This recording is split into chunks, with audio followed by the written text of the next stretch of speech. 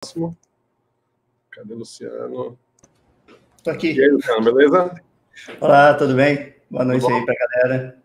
Minha primeira vez no Front.js, então receber. Massa, massa.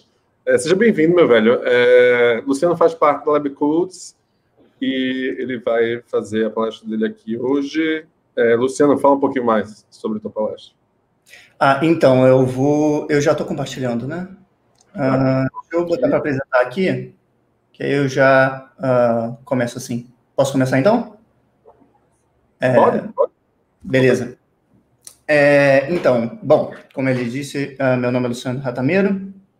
Eu vim falar um pouquinho para vocês sobre uma biblioteca que a gente está desenvolvendo internamente na LabCodes, chamada Relevance.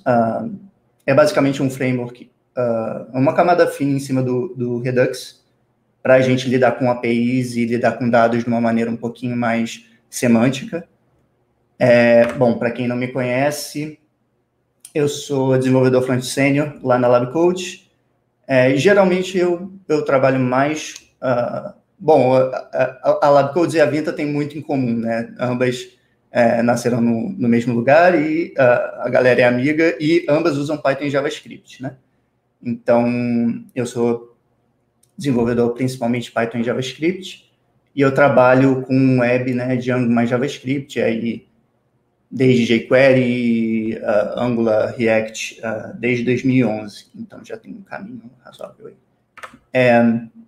E para quem não conhece a LabCodes, a gente faz design e desenvolvimento, bem parecido com a Vinta, principalmente com Python, Django e JavaScript React, né? E a gente já deu talks na PyCon, DjangoCon, Europa, EuroPython, incluindo com a galera da Vinta também. Eu vou falar um pouquinho sobre o meu papel lá. Atualmente, eu tenho trabalhado principalmente com treinamento de pessoas desenvolvedoras, né? Não só a galera júnior, mas também uma galera que não tem tanto perfil de front-end, né? Mas principalmente pessoas júniores.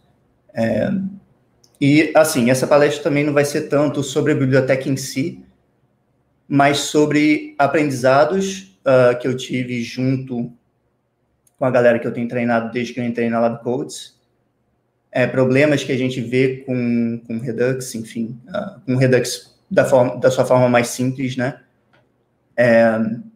Enfim, tenho feito treinamento com pessoas desenvolvedoras, tenho feito bastante código livre. A Relevance é um dos projetos que eu mantenho lá. Também mantenho uma biblioteca que é um pouquinho mais tranquila, que se chama React Redux API Tools, que é basicamente um middleware para o Redux.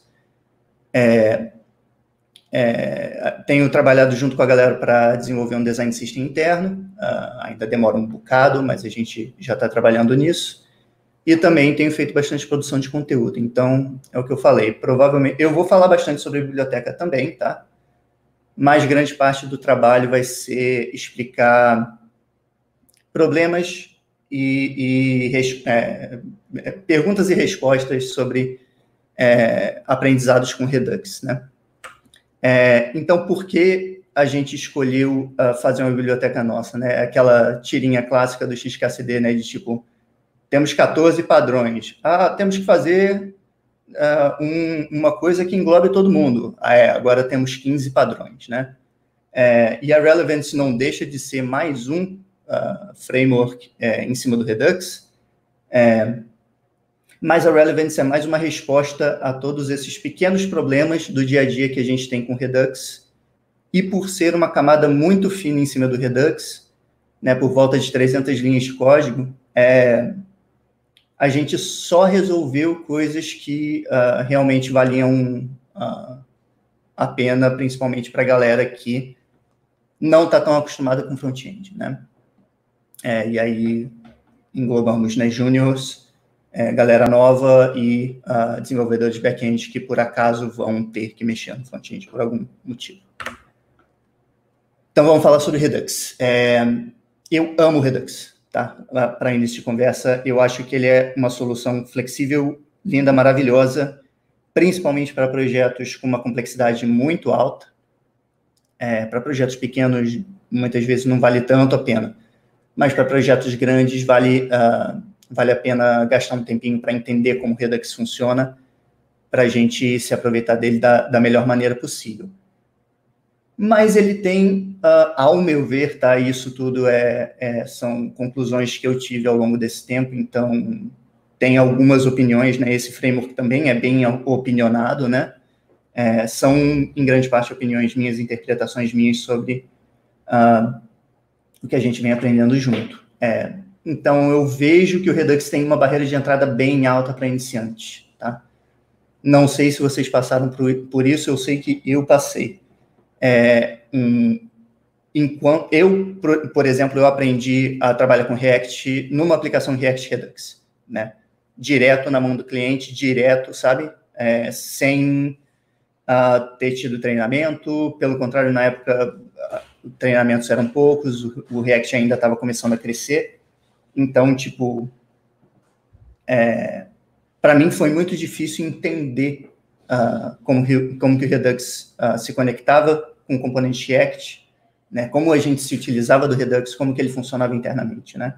E o maior exemplo que eu geralmente dou é aquela convenção, né, de a gente botar, por exemplo, map state to props, né, na hora que digamos que a gente tem um componente e a gente está querendo conectar ele no Redux para pegar um dado específico, a gente geralmente cria uma funçãozinha chamada map state to props, né? É bem comum, eu acho que eu nunca vi um projeto React que não utilizasse essa convenção, React Redux, né? A não ser que se utilizasse de um framework um pouco mais aprofundado. Mas, para quem está começando, primeiro, map já é uma palavra complicada, porque tem map no array, né? O método do array, que é map, que quem está iniciando nem sabe tão bem como que o map funciona. Então, você já está misturando um pouquinho dos nomes. Tem o Wikimap, né? Tem estruturas de dados chamadas map.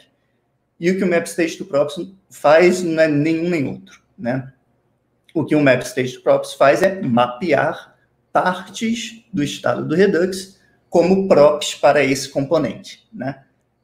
Então, o nome é perfeito, né? Map state to props é perfeito, porque ele está falando de mapear estado como props, certo? Mas para quem ainda não tem uma base sólida, né, uma experiência, e eu diria que demora aí uns 4 a 6, de repente até uns 8 meses para a pessoa verdadeiramente estar com uma desenvoltura grande entre state de componente, né, e props, passar state para um lado como prop, passar callback para poder mudar o state do pai. Essas coisas demoram um tempo para você realmente incorporar, né?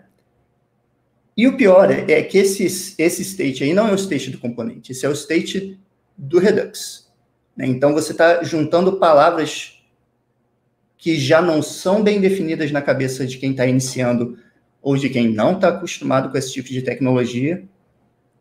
E isso é uma convenção comum, né? Você vê muito tutorial, muita coisa no Stack Overflow.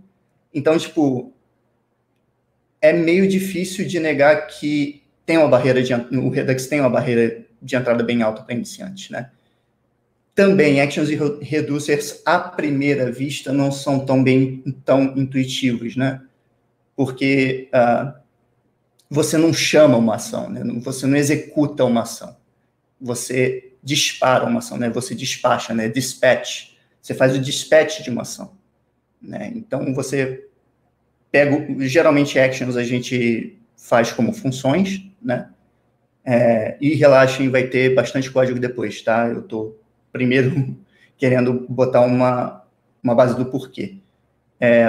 Então, actions, você não executa, você dispara, e os reducers são executados um por um, passando a action.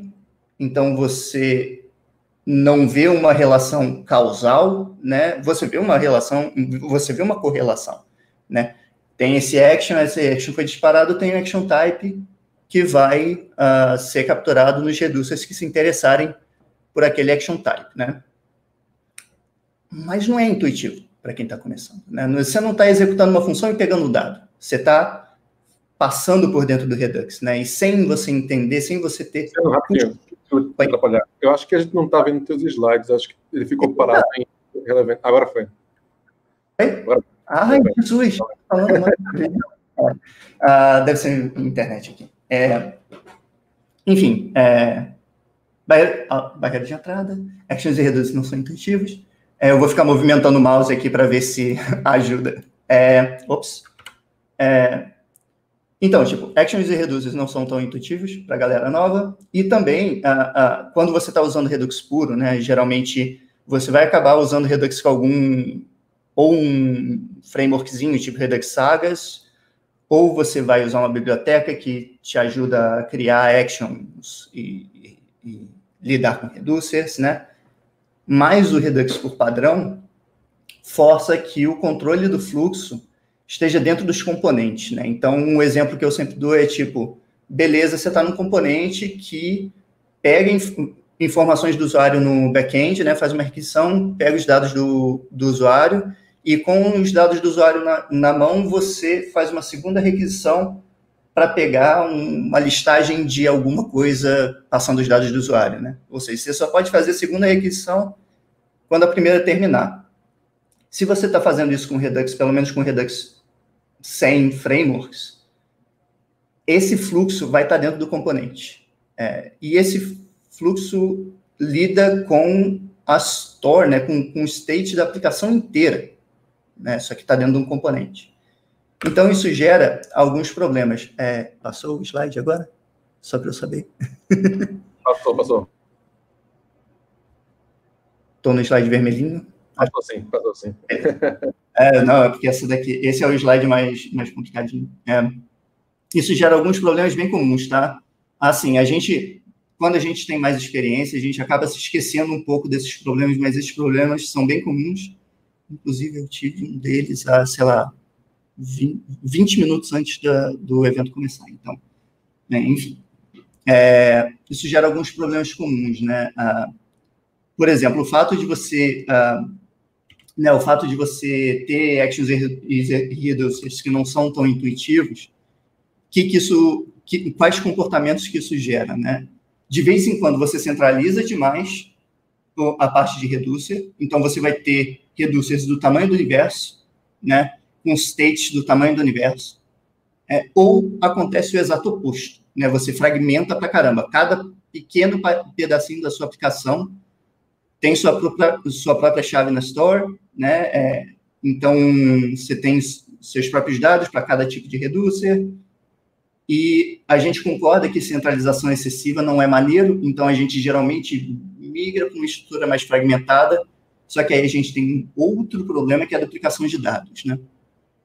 Isso eu digo que novamente, parece besteira, mas a quantidade de vezes que eu já vi aplicações de Redux com duplicação de dados por pura conveniência não foram poucas. E aí a gente não sabe se esse dado está vindo de um lugar, está vindo do outro, está sincronizado com a aplicação inteira, se esse dado...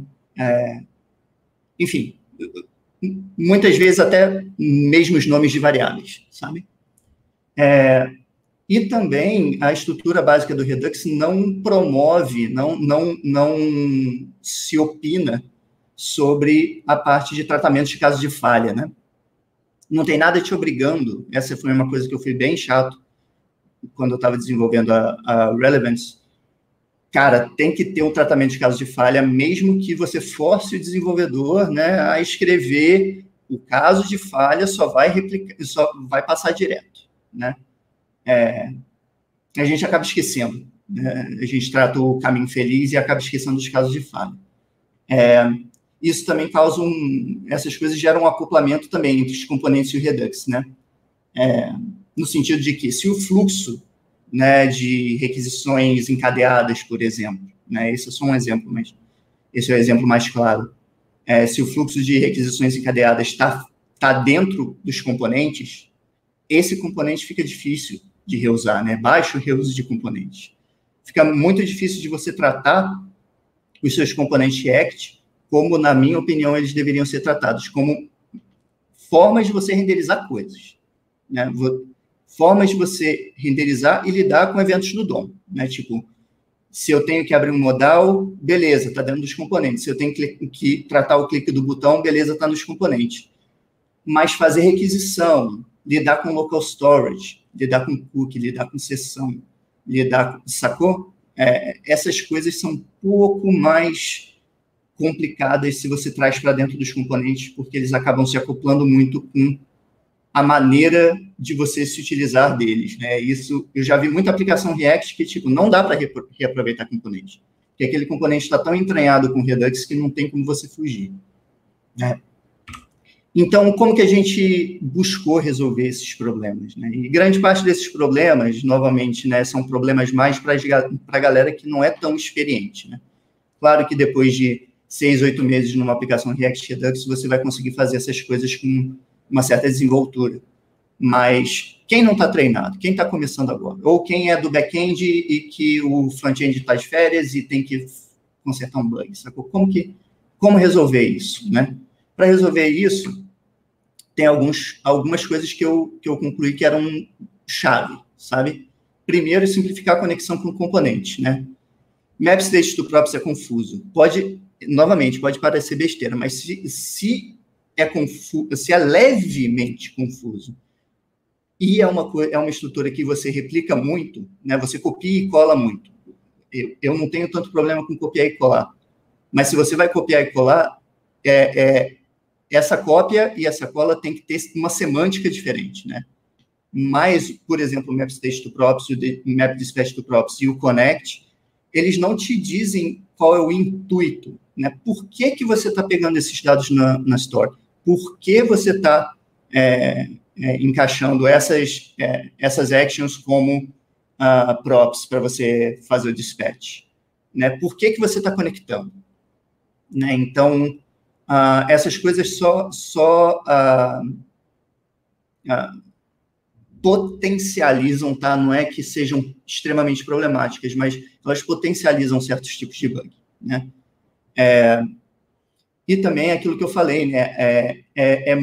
Na minha opinião, é muito importante você dar semântica, né? Você dar contexto, dar nomes aos fluxos de dados, né? Então, por exemplo, se eu quero pegar informações do usuário, chama esse cara de getUserInfo, sacou? Não é map state to props state.userinfo.username. Não é isso, é tipo getUserInfo. Eu me lembro que tem uma estratégia de seletores também que é bem interessante para você passar por fora desses problemas do map state to props, né? Tratar um pouco o Redux como um banco de dados, mas ele só resolve esse problema, né? Ele não resolve os outros. E eu queria dar uma solução um pouco mais genérica, né? E também a gente precisa centralizar um pouco mais o ciclo de vida de uma requisição ou de um fluxo de dados, né? Por exemplo, você ter map state to props, map dispatch to props no componente, você ter actions no outro arquivo, você ter reducers no outro arquivo, você muitas vezes vai deixar o fetch para fazer uma camada de serviço. Às vezes o initial state não está no mesmo lugar que o reducer. Isso tudo faz com que a gente tenha essa fragmentação, que a gente não tenha uma semântica única para um fluxo de dados, né? Então, no nosso caso, o que a gente quis fazer, eu sei que a galera geralmente não gosta muito de classes, mas era a melhor solução para esse caso, tá? Actions, reducers, a parte de fazer a requisição e a parte de initial state, tá tudo numa mesma classe. Ou seja, se você quer saber do ciclo de vida de pegar informações de usuário, tá tudo num lugar só. E tudo que não é de renderização, tudo que não é de HTML DOM, tá na camada do Redux, né? Então, você tem um lugar certo para você fazer aquela chamada para o local storage, você tem um lugar certo para dizer, aqui está o estado da parte de quando eu inicio uma requisição, quando eu termino com sucesso, quando eu termino com falha, né? E também eu quis tirar um pouco dos componentes essa questão do encadeamento de fluxos, né? Encadeamento de requisições. Aquele exemplo, né, de tipo, pegar dados de usuário para poder fazer uma outra requisição passando esses dados, né? A gente, com a Relevance, a gente não lida com os fluxos dentro de componentes. a gente simplesmente a gente tem uma estrutura baseada em eventos, tá? Por isso que é rel events, né? E aí a gente fez uma estrutura em que um evento escuta o outro. Então, eu vou mostrar com código um pouco depois, mas basicamente o evento de pega itens do usuário, passando o contexto do usuário, escuta o evento de pegar dados de usuário e dispara no seu sucesso. Então, nenhum componente tem que lidar com lógica de negócio, né? Com lógica de fluxo de dados e de requisição. O componente simplesmente levanta o evento dizendo, olha, eu preciso dos dados de usuário e espera as coisas acontecerem. E pelo fato da gente ter esses eventos, né, numa classe, tudo numa mesma classe, esses dados não ficam duplicados. A gente sempre tem um ponto só da aplicação que lida com os dados daquele tipo. Né? Se você quer pegar dados de usuário, esses dados estão acessíveis pelo evento tal. Né? Então, os eventos têm esse papel de mediador, né, entre o Redux, entre as APIs e os componentes. Tá? Enfim, eu acho que eu falei até demais sobre essa questão. Eu vou mostrar um pouquinho de código agora. Espero... eu só queria, se vocês pudessem me ajudar a saber quanto tempo que eu tenho, só para eu saber se eu corro ou se eu não corro. Porque talvez eu tenha me alongado demais. Fica à vontade, tem tempo ainda. Beleza. Então não vou correr, mas também não vou com calma, tá? Enfim, tem esse Code Sandbox aqui. Esse Code Sandbox está nos slides, tá? Eu já mandei os slides para a galera, depois a gente compartilha. Essa é a aplicação de demonstração, tá, da Relevance, está no próprio GitHub da Relevance. Só que nesse caso aqui eu fiz uma aplicação Redux, e assim, eu propositalmente fiz uma aplicação que não está mal implementada, mas está implementada com todos os possíveis erros, né? E sem frameworks, tá? Ela está com Redux puro, só para a gente poder exemplificar esses pequenos problemas que eu descrevi sobre Redux e como que a gente solucionou, né? E aí, só para também não me deixar mentir, eu implementei a mesma aplicação com Relevance e com Redux, tá?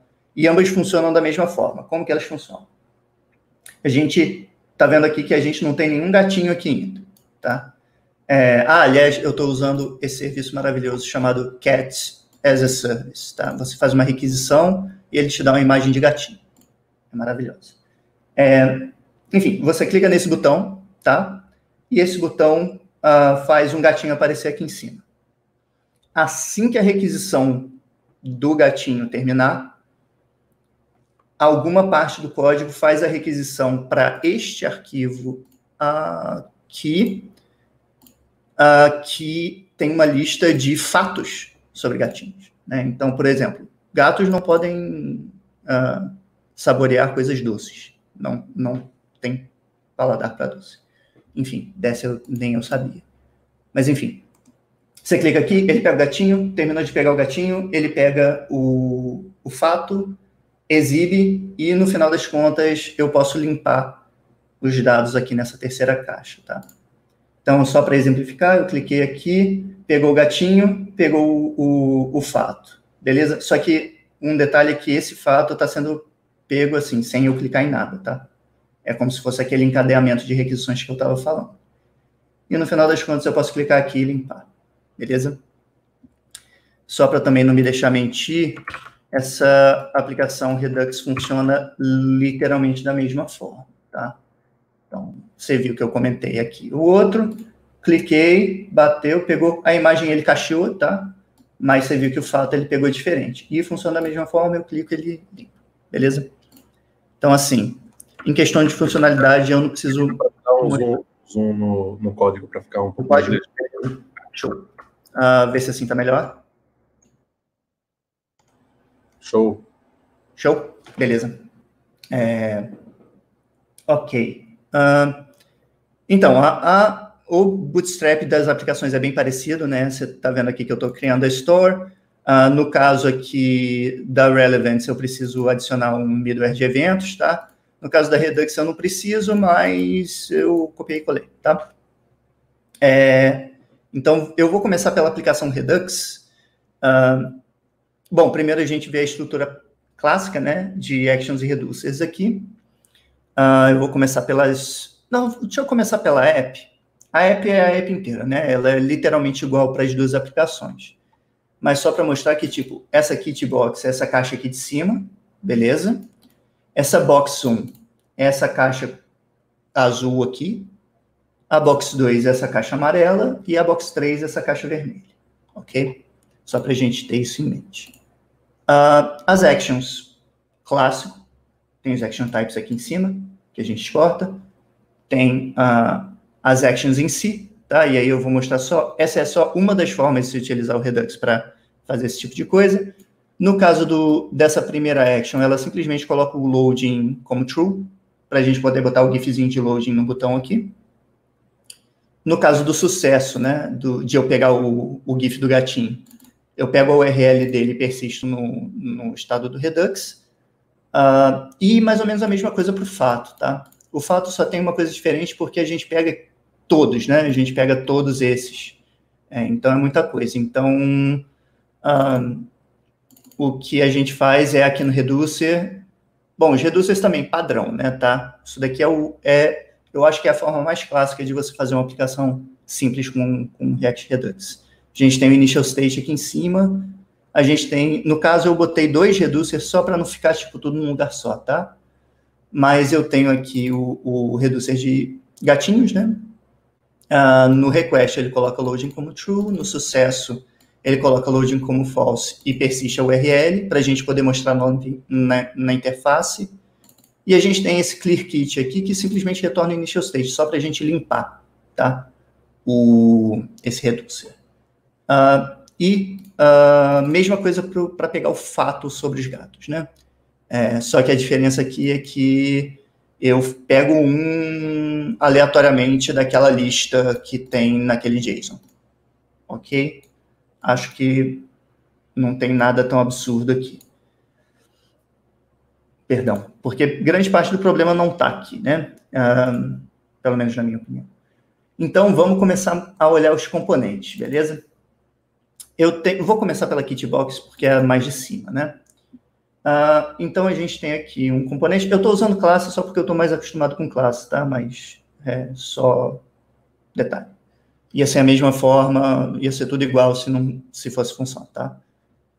Praticamente.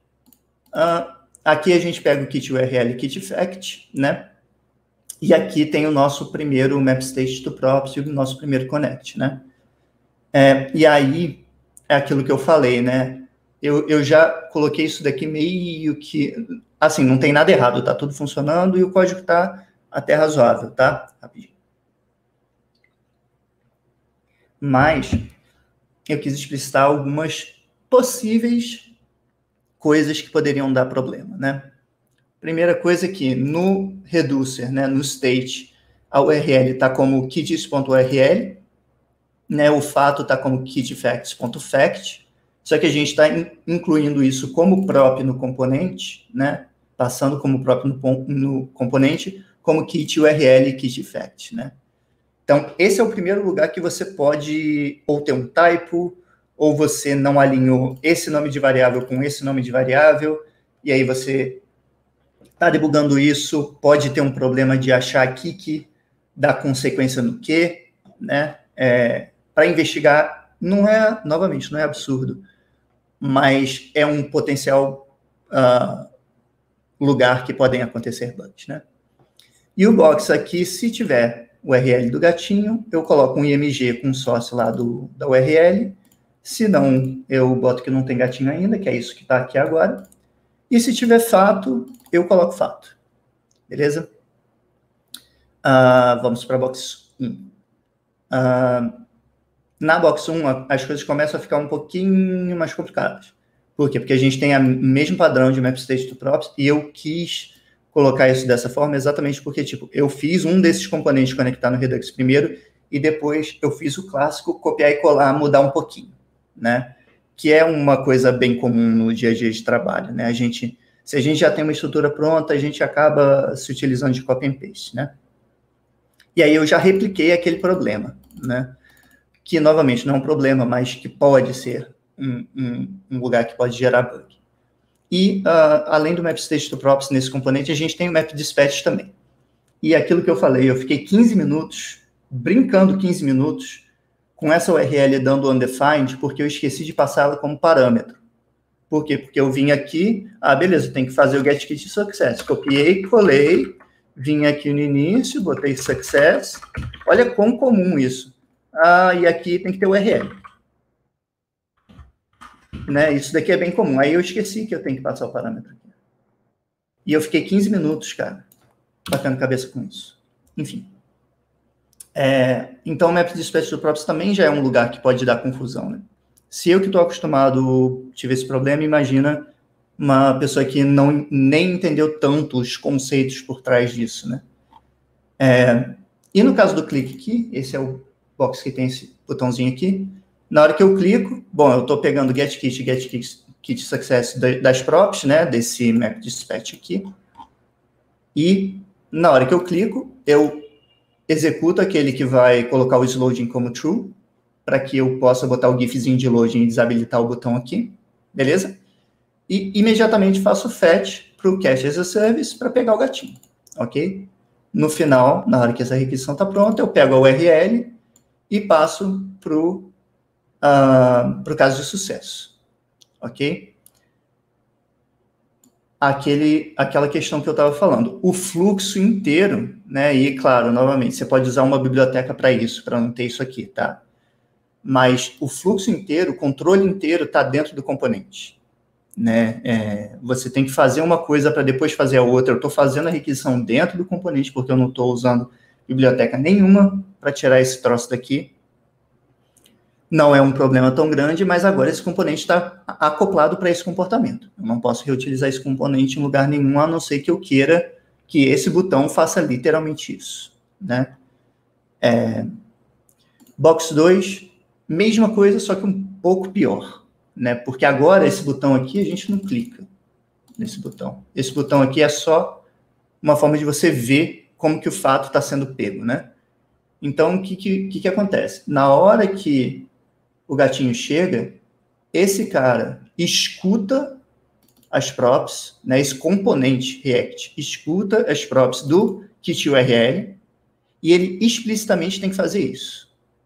Tenho certeza que alguém que já passou, sei lá, 8 meses com a aplicação React já viu isso acontecer pelo menos uma vez.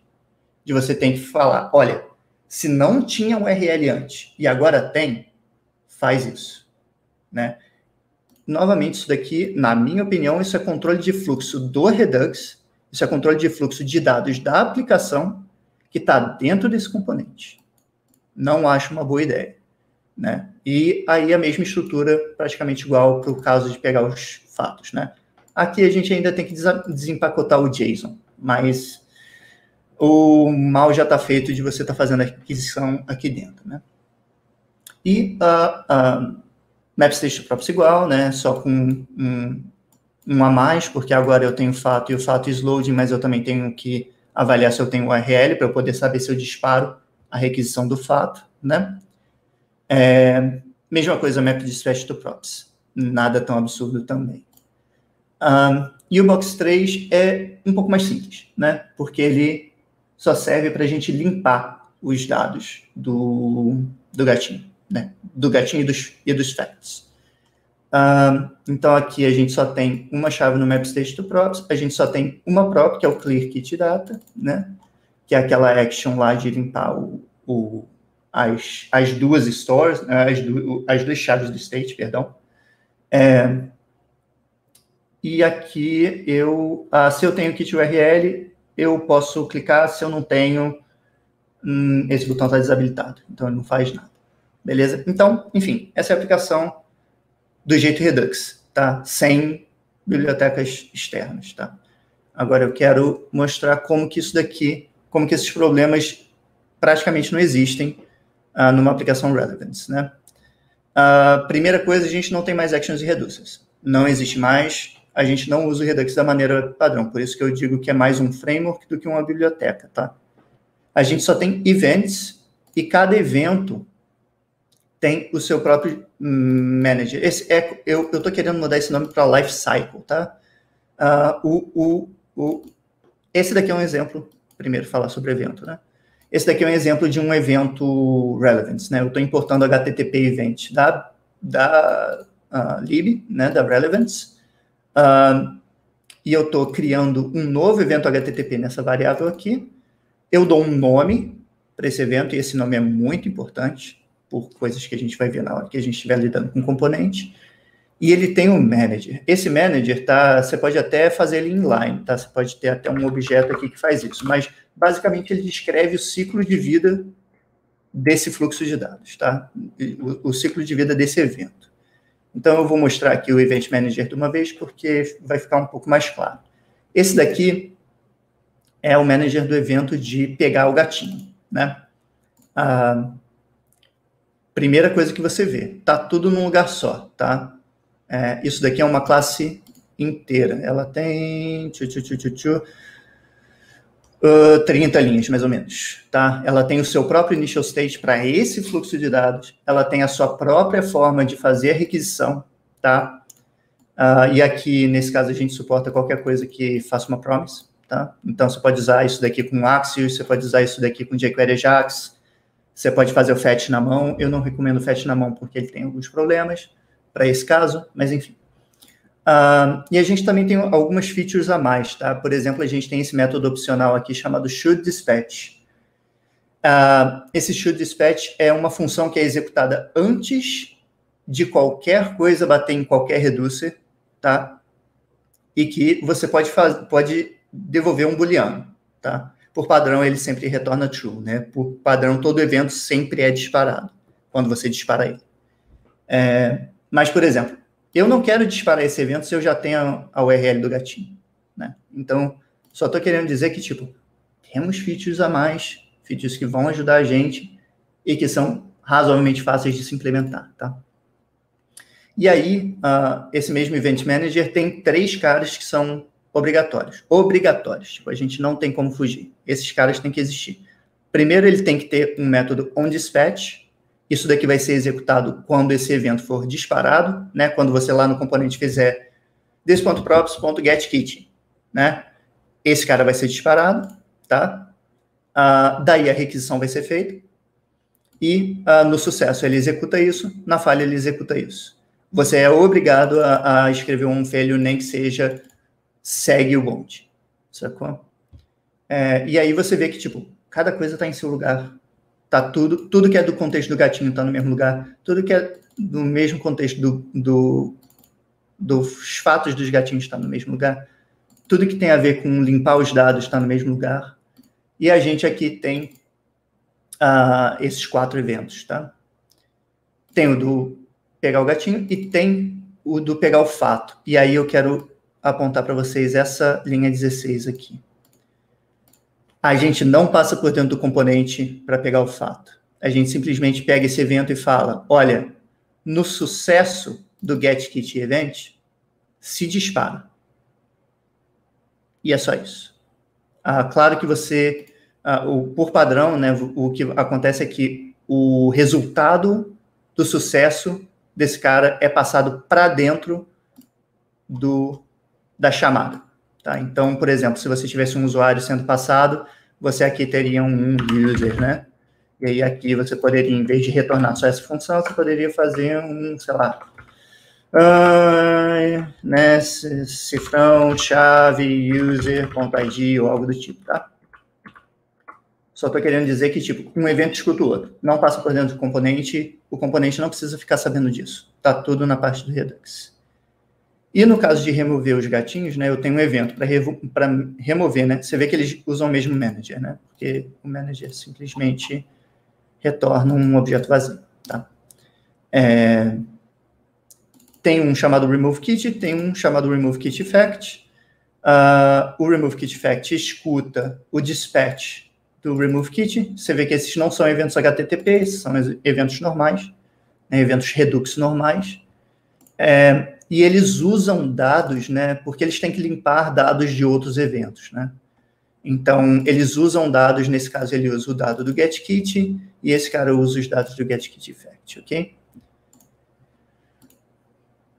Pode estar parecendo complicado, mas na hora que a gente olha para o resultado disso nos componentes, eu espero que seja, claro, os ganhos que a gente tem, tá? Vamos começar pelo box 1, que é mais fácil, tá? Então, primeiro, não tem map state to props, não tem map dispatch to props, não tem connect. A gente importa o evento que a gente quer usar e a gente registra nesse evento o componente querendo essas props. Não tem confusão de o que é state, não tem confusão do que é prop, não tem confusão de nada. Você simplesmente está falando, olha, esse componente aqui vai pegar essas props desse evento. Beleza? Beleza. E aí, na hora que você registra um componente no evento, tá? De graça, você ganha uma função, né? Uma prop, né? Que é uma função com o mesmo nome do evento, tá? Da linha 9 aqui, que dispara o evento. Então, tipo, registra o evento, chama getKit, você vê que eu nem tenho mais o handler de clique aqui, que eu não preciso. Eu simplesmente estou passando ele direto para o on-click do botão. E kit URL só para eu saber o que eu renderizo, e kit loading só para eu poder botar o GIF de load. Beleza? Aqui o load. Ok? Espero que dê para ver que tipo, o componente está muito mais simples. Se você quiser reaproveitar esse cara sem ele estar conectado, é só você dar um export aqui, e já era. Não tem fluxo de dados, não tem requisição, não tem nada. Desde que você implemente esses 3 caras aqui e passe como prop, está resolvido. Box 2, que tinha, né, e aí esse cara aqui, eu quero abrir lado a lado, tá? O Box 2 antes tinha esse componente de update com esse if nervoso aqui, com essa outra requisição aqui dentro. Agora, nada mais disso existe. Eu simplesmente falo, do evento de getKit, eu quero se o fato está carregando, se eu tenho qual é o fato, né? E no caso aqui a chave de erro, né? Não sei se vocês perceberam, mas eu não implementei o caso de falha na App Redux. E assim, obviamente que eu lembrei porque eu estava fazendo isso para essa palestra, mas passa batido com uma facilidade tão alta você não tratar o caso de falha, sacou? E aí aqui eu tenho esse if só para tipo, tem erro, renderiza um tipo, deu merda, sabe? Perdão, palavrão. E aqui eu renderizo o texto do botão só para dar o status, né, de como que o fato está sendo carregado. E no Box 3, o Box 3 é o único que tem um pouquinho mais de complicação, né? Porque o Box 3, ele tem que pegar a kit URL do getKit event, e aí você percebe que, tipo, essa é a única fonte de verdade dos dados sobre gatinhos. Não tem como você duplicar, tipo, não tem, a não ser que você queira com muita força, sabe? Então, nesse caso aqui, eu estou tendo que registrar ele em 2, né? Porque eu preciso do kit URL para eu saber se eu desabilito esse botão, né? E qual texto que eu coloco. E eu preciso registrar ele no remove kit só para eu poder chamar o remove kit no on-click desse cara. Aliás, esse on-click aqui poderia estar assim, né? Mas tudo bem, eu não vi isso.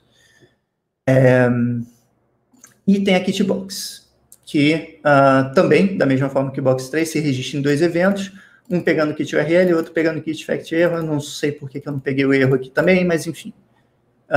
E o componente é o mesmo, né? Porque nesse caso esse componente só renderiza coisas. Enfim, acho que eu falei demais, tem muita coisa, tá?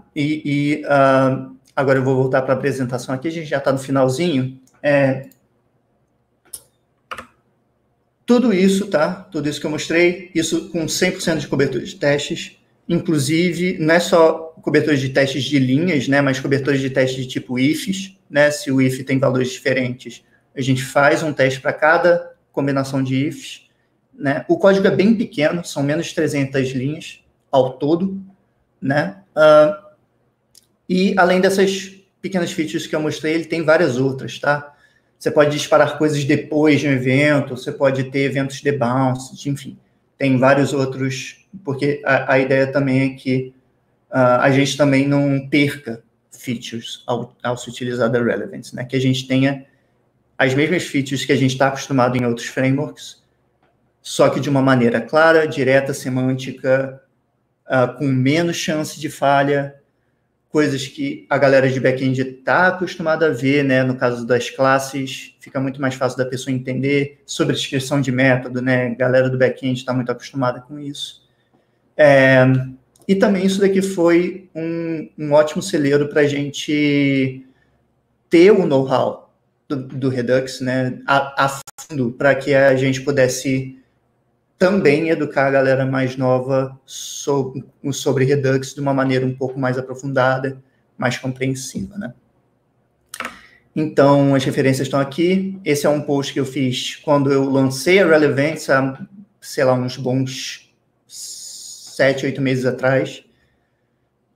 Estava na versão 0.1.3, agora a gente já está 0.4.4, ou não, 0.4.6, se não me engano. Tem a Relevance no GitHub, tem no NPM também, mesma coisa. E a Relevance usa esse nosso middlewarezinho, tá? Essas nossas ferramentas também, chamadas React Redux API Tools, que para o caso de você não querer usar um framework inteiro, você pode usar só essa ferramentazinha aqui, que já facilita bastante a vida de lidar com APIs, com Redux. Beleza? Incluindo um middleware, para a gente poder fazer essas requisições um pouco mais tranquilo. Ok?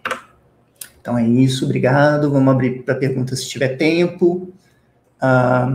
Eu vou sair valeu, Luciano. Eu acho que tem tempo sim. Deixa eu ver aqui. Aliás, deixa eu parar de compartilhar a tela só para não ficar. Tem uma pergunta que é do Felipe. Ele perguntou: esses problemas das props não resolvem com hooks, já que eles forçam a pegar o reducer correto? Sim, mas não. Tá? Porque o use reducer dos React Hooks o contexto é um pouco diferente. Tá? Sim, porque sim, tá correto?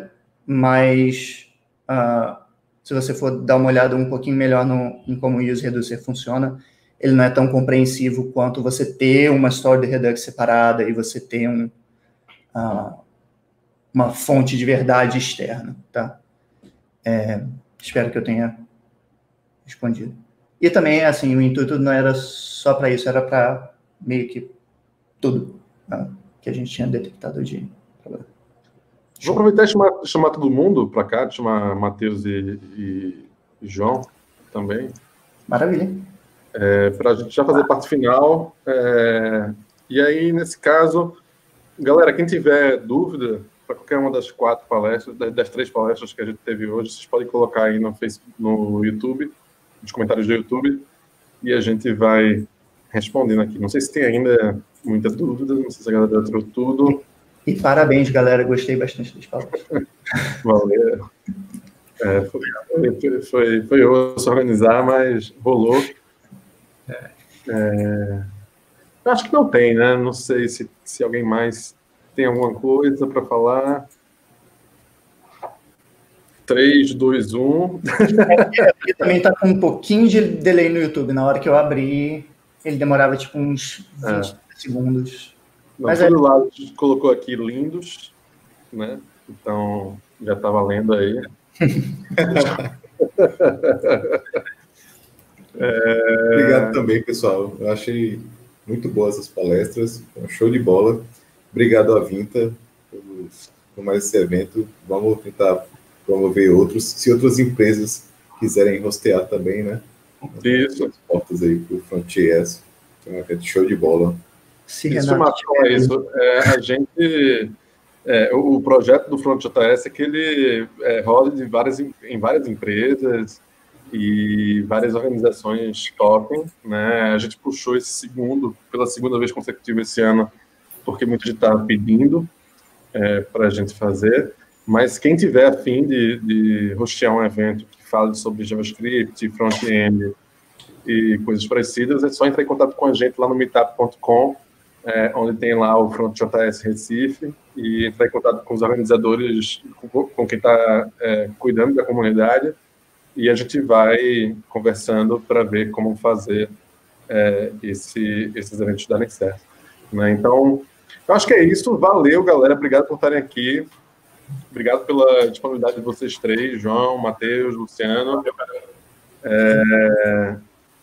Tem muita vaga aberta em todas as empresas. A gente já mostrou aqui algumas coisas. Quem quiser, procura sobre LabCodes, procura sobre Guava, procura sobre Vinta no Google. E a gente se vê numa próxima oportunidade. Beleza? Valeu, galera. Beleza, pessoal. Abraço. Valeu, pessoal. Boa noite, galera. Tchau.